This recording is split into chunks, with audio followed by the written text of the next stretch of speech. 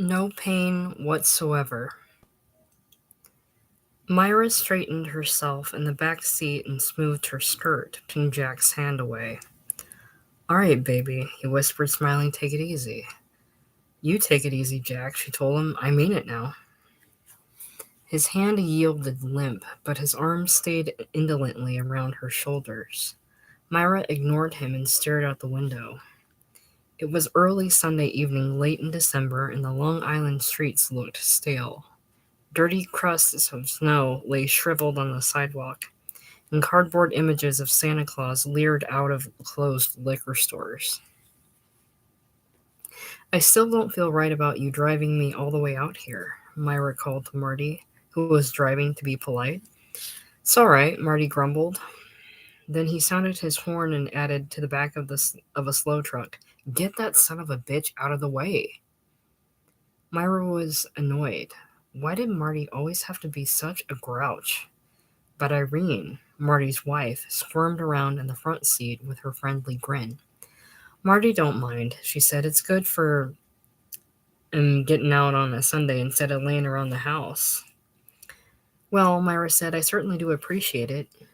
The truth was that she would much rather have taken the bus alone as usual. In the 4 years she had been coming out here to visit her husband every Sunday, she had grown used to the long ride, and she liked stopping at a little cafeteria in Hempstead, where you had to change buses for coffee and cake on the way home. But today she and Jack had gone over to Irene and Marty's for dinner, and the dinner was so late that Marty had to offer to drive her out to the hospital, and she had to accept. And then, of course, Irene had to come along, and Jack too, and they all acted as if they were doing her a favor. But you had to be polite. It certainly is nice, Myra called, to be riding out here in a car instead of, Don't, Jack! Jack said, Shh, take it easy, baby. But she threw off his hand and twisted away. Watching them, Irene put her tongue between her teeth and giggled, and Myra felt herself blushing. It wasn't that there was anything to be ashamed of. Irene and Marty knew all about Jack and everything. Most of her friends did, and nobody blamed her. After all, wasn't it almost like being a widow? It was just that Jack ought to know better. Couldn't he at least have the decency to keep his hands to himself now, of all times? There, Marty said, now we'll make some time. The truck had turned off and they were picking up speed, leaving the streetcar tracks and stores behind as the street became a road and then a highway. Care to hear the radio, kids? Irene called. She clicked one of the dial tabs and a voice urged everyone to enjoy television in their own homes now, tonight. She clicked another and a voice said, Yes, your money buys more in a Crawford store. Turn that son of a bitch off, Marty said, and sounding the horn again, and sounding the horn again, he pulled out into the fast lane. When the car entered the hospital grounds, Irene turned around in the front seat and said, Say, this is a beautiful place. I mean it. Isn't this a beautiful place? Oh, look, they got a Christmas tree up with lights and all. Well, Marty said, where to? Straight ahead, Myra told him, down to that big circle where the Christmas tree is. Then you turn right, out around the administration building and on out to the end of the street. He made the turn correctly, and as they approached the long, low TB building, she said, Here it is, Marty, this one right here. He drew up to the curb and stopped, and she gathered together the magazine she had brought for her husband and stepped out on the thin gray snow. Irene hunched her shoulders and turned around, hugging herself. Ooh, it's cold out there, isn't it? Listen, honey, what time is it you'll be through now? 8 o'clock, is it? That's right, Myra said, but listen, why don't you people go on home? I can just as soon take the bus back, like I always do. What do you think? What do you think I am, crazy? Irene said. You think I want to drive all the way home with Jack moping there in the back seat? She giggled and winked. Be hard enough just trying to keep him happy while you're inside, let alone driving all the way home. No. Listen. We'll cruise around a little, honey. Maybe have a little drink or something, and then we'll come back here for you at 8 o'clock sharp. Well, okay, but I'd really just as soon... Right here, Irene said. We'll see you right here, in front of the building at 8 o'clock sharp. Now hurry up and shut the door before we all freeze to death. Myra smiled as she slammed the door, but Jack, sulking, did not look up to smile back or wave. Then the car rolled away and she walked up the path and the steps to the TB building. The small waiting room smelled of steam and wet overshoes, and she hurried through it, past the door marked Nurse's Office, Clean Area, and into the big, noisy center ward. There were 36 beds in the center ward, divided in half by a wide aisle and subdivided by shoulder-high partitions into open cubicles of 6 beds each. All of the sheets in the hospital pajamas were dyed yellow to distinguish them from uncontaminated linen in the hospital laundry. And this, combined with the pale green of the walls, made a sickly color scheme that Myra could never get used to. The noise was terrible, too. Each patient had a radio, and they all seemed to be playing different stations at once. There were clumps of visitors at some of the beds. One of the newer men lay with his arms around his wife in a kiss. But at other beds, the men looked lonely, reading or listening to their radios. Myra's husband didn't see her until she was right beside his bed. He was sitting up, cross-legged, frowning over something in his lap. "Hello, Harry," she said. He looked up. "Oh, hi there, honey. I didn't see you come in." She leaned over and kissed him quickly on the cheek. Sometimes they kissed on the lips, but you weren't supposed to. Harry glanced at his watch. "You're late. Was the bus late?" "I didn't come on the bus," she said, taking off her coat. "I got a ride out. Irene, the girl that works in my office, she and her husband drove me out in their car." "Oh, that's nice. Why don't you bring them on in?" "Oh, they couldn't stay. They had someplace else to go, but they both said to give you their regards. Here, I brought you these." "Oh, thanks. That's swell." He took the magazines and spread them out on the bed. Life, Collier's, and Popular Science. "That's swell, honey. Sit down and stay a while." Myra laid her coat over the back of the bedside chair and sat down. "Hello there, Mr. Chance," she said to a very long man in the next bed who was nodding and grinning at her. How are you, Mrs. Wilson?" "Fine, thanks. And you?" "Oh, no use complaining," Mr. Chance said. She peered across Harry's bed at Red O'Meara, who lay listening to his radio on the other side. "Hi there, Red." "Oh, hi, Mrs. Wilson. Didn't see you come in." "Your wife coming in tonight, Red?" "She comes Saturdays now. She was here last night." "Oh," Myra said. "Well, tell her I said hello." "I sure will, Mrs. Wilson." And she smiled at the elderly man across the cubicle, whose name she could never remember, who never had any visitors, and he smiled back, looking rather shy. She settled herself on the little steel chair, opening her handbag for cigarettes. "What's that thing on your lap, Harry?" It was a ring of blonde wood, a foot wide, with a great deal of blue knitting wool attached to little pegs around its edge. "Oh, this?" Harry said, holding it up. "It's what they call a rake knitting. It's what they call rake knitting. Something I got from occupational therapy." "What knitting?" "Rake knitting. See what you do. You take this little hook and kind of pry the wool up and over each peg, like that. And you keep on doing that around and around the ring until you've got yourself a muffler or a stocking cap, something like that." "Oh, I see," Myra said. "It's like what we used to do when I was a kid, only we did it with a regular little spool with nails stuck in it. You wind string around the nails and pull it through the spool, and it makes sort of a knitted rope like." "Oh, yeah?" Harry said. "With a spool, huh?" "Yeah, I think my sister used to do that too, now that I think of it. With a spool. You're right. This is the same principle, only bigger." "What are you going to make?" "Oh, I don't know. I'm just fooling around with it. Thought I might make a stocking cap or something. I don't know." He inspected his work, turning the knitting rake around in his hands, and then leaned over and put it away in his bedstand. "It's just something to do." She offered him the pack, and he took a cigarette. When he bent forward to take the match, the yellow pajamas gaped open, and she saw his chest. Unbelievably thin. Partly caved in on one side where the ribs were gone. She could just see the end of the ugly, new-healed scar from the last operation. "Thanks, honey," he said, the cigarette wagging in his lips, and he leaned back against the pillow, stretching out his socked feet on the spread. "How you feeling, Harry?" she said. "Feeling fine." "You're looking better," she lied. "If you can gain a little weight now, you'll look fine." "Pay up," said a voice over the din of the radios, and Myra looked around to see a little man coming down the center aisle in a wheelchair, walking the chair slowly with his feet, as all TB patients did to avoid the chest strain of turning the wheels with their hands. He was headed for Harry's bed, grinning with yellow teeth. "Pay up," he said, again as the wheelchair came to a stop beside the bed. A piece of rubber tubing protruded from some kind of bandage on his chest. It coiled across his pajama top, held in place by a safety pin, and ended in a small rubber-capped bottle which rode heavily in his breast pocket. Come on," he said. "Pay up." "Oh, yeah," Harry said, laughing. "I forgot all about it, Walter."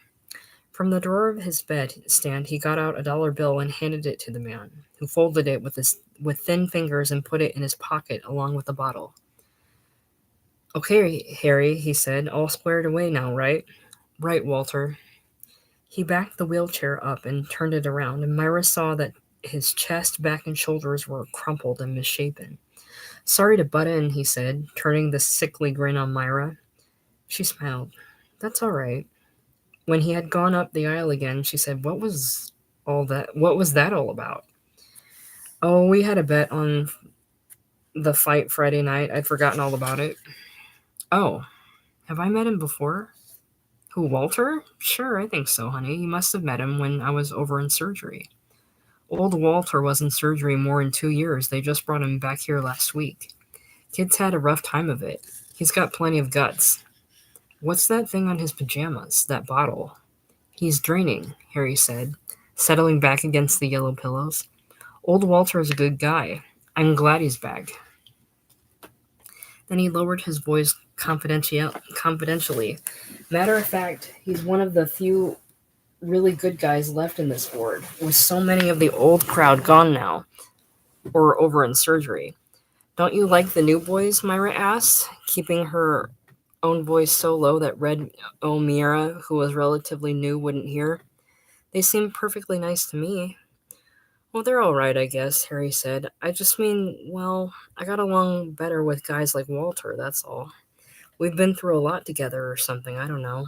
These new guys get on your nerves sometimes, the way they talk. For instance, there's not one of them that knows anything about TB. And they all of them think they know it all. You can't tell them anything. I mean, a thing like that can get on your nerves." Myra said she guessed she saw what he meant, and then it seemed that the best thing to do was change the subject. "Irene thought the hospital looked really pretty with the Christmas tree and all." "Oh, yeah?" Very carefully, Harry reached over and flicked his cigarette into the spotless ashtray on his bedstand. All his habits were precise and neat from living so long in bed. "How are things going at the office, honey?" "Oh, all right, I guess. Remember I told you about the girl Janet that got fired for staying out too long at lunch? And we were all scared they'd start cracking down on that half-hour lunch period?" "Oh, yeah," Harry said, but she could tell he didn't remember and wasn't really listening. "Well, it seems to be all blown over now because last week Irene and 3 other girls stayed out almost 2 hours and nobody said a word. And one of them, a girl named Rose, had been kind of expecting to get fired for a couple of months now, and they didn't even say anything to her." "Oh, yeah?" Harry said. "That's good." There was a pause. "Harry," she said. "What, honey? Have they told you anything new?" "Anything new?" "I mean, about whether or not you're going to need the operation on the other side." "Oh, no, honey, I told you. We can't expect to hear anything on that for quite some time yet. I thought I explained all that." His mouth was smiling and his eyes frowning to show it had been a foolish question. It was the same look he always used to give her at first, long ago, when she would say, "But when do you think they'll let you come home?" Now he said, "Thing is, I've still got to get over this last one. You got to do one thing at a time in this business. You need a long post-operative period before you're really in the clear, especially with the record of breakdowns like I've had in the last, what is it now, 4 years? No, what they'll do is wait a while. I don't know, maybe 6 months, maybe longer, and see how this side's coming along. Then they'll decide about the other side. Might give me more surgery and they might not. You can't count on anything in this business, honey, you know that. No, of course, Harry. I'm sorry. I didn't mean to ask stupid questions. I just meant, well, how are you feeling and everything? You still have any pain? None at all, not anymore, Harry said. I mean, as long as I don't go raising my arm too high or anything. When I do that, it hurts, and sometimes I start to roll over on that side in my sleep. And that hurts too, but as long as I stay, more or less in a normal position, why, there's no pain whatsoever. That's good, she said. I'm awfully glad to hear that anyway. Neither of them spoke for what seemed a long time, and in the noise of radios and the noise of laughing and coughing from other beds, their silence seemed strange. Harry began to riffle popular science absently with his thumb. Myra's eyes strayed to the framed picture on his bedstand, an enlarged snapshot of the two of them just before their marriage, taken in her mother's backyard in Michigan. She looked very young in the picture, leggy in her 1945 skirt, not knowing how to dress or even how to stand, knowing nothing and ready for anything with a child's smile. And Harry, but the unsurprising thing was that Harry looked older in the picture somehow than he did now. Probably it was the thicker face and build, and of course the clothes helped. The dark decorated Eisenhower jacket and the gleaming boots. He'd been good looking all right, with his set jaw and hard gray eyes. Much better looking, for instance, than a too stocky, too solid man like Jack. But now, with the loss of weight, there had been a softening around the lips and eyes that gave him the look of a thin little boy. His face had changed to suit the pajamas. Sure, I'm glad you brought me this, Harry said of his popular science. They got an article in here I want to read. Good, she said, and she wanted to say, can it wait until I'm gone? Harry flipped the magazine on its face, fighting the urge to read, and said, how's everything else, honey? Outside of the office, I mean. All right, she said. I had a letter from Mother the other day.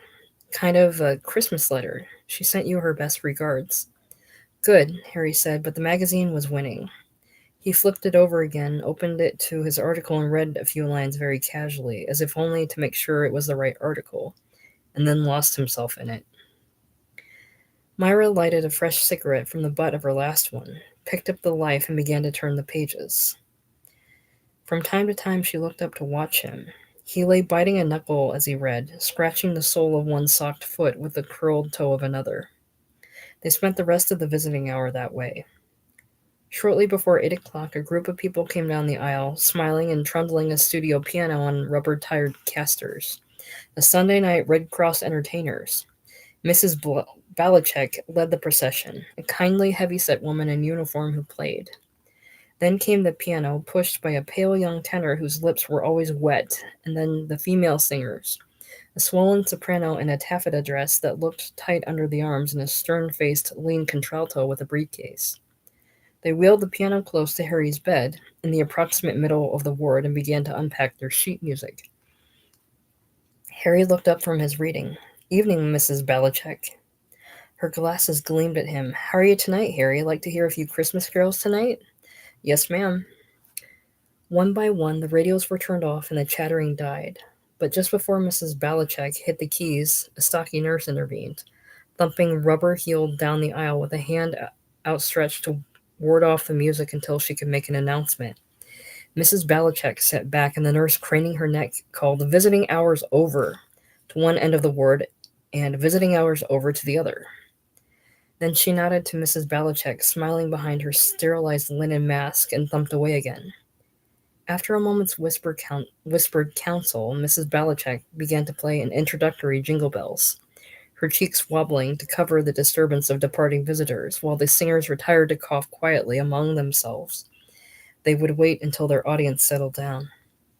Gee, Harry said, I didn't realize it was that late. Here, I'll walk you out to the door.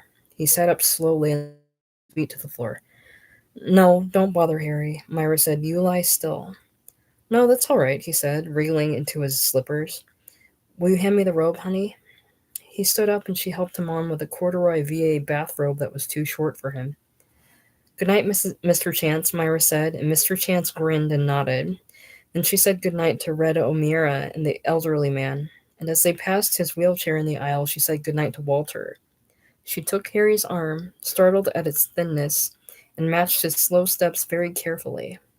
They stood facing each other in the small, awkward crowd of visitors that lingered in the waiting room. "Well," Harry said, "take care of yourself now, honey. See you next week." "Ooh," somebody's mother said, plodding hump-shouldered out the door. It is cold tonight." She turned back to wave to her son, then grasped her husband's arm and went down the steps to the snow-blown path. Someone else caught the door and held it open for other visitors to pass through, filling the room with a cold draft. And then it closed again, and Myra and Harry were alone. "All right, Harry," Myra said, "you go back to bed and listen to the music now." He looked very frail, standing there with his robe hanging open. She reached up and closed it neatly over his chest, took the dangling belt and knotted it firmly, while he smiled down at her. "Now you go back in there before you catch cold."